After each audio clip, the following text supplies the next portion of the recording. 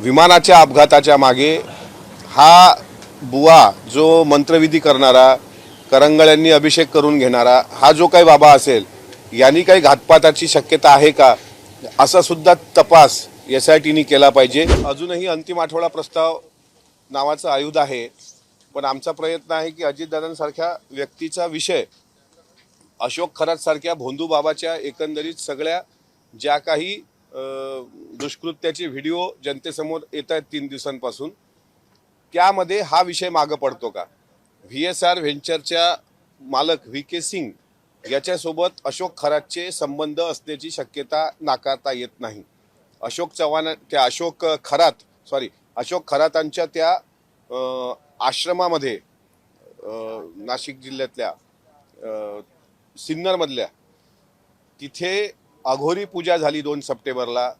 17, 18, 19 नोव्हेंबरला भिगवण रोडला अजितदादांच्या घरासमोर काळी जादू करण्याचा प्रकार झाला। अजितदादा या सरकारमध्ये आणि या महाराष्ट्रामधले असे एकमेव नेते होते ज्यांच्या गळ्यात बोटात कुठं खळ्याच्या अंगठ्या गंडे धागे नव्हते।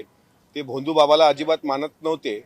त्यांचा आदर्श शिवशाहू फुले आंबेडकर तुकाराम महाराज गाडगे बाबा असा होता। या नेत्यांसोबत काम करण्याचा आम्हाला अभिमान आहे आणि अशा नेत्यांच्या विमानाच्या अपघाताच्या मागे हा बुवा जो मंत्रविधी करणारा, करंगळ्यांनी अभिषेक करून घेणारा हा जो काही बाबा असेल, यांनी काही घातपाताची शक्यता आहे का, असा सुद्धा तपास SITने केला पाहिजे।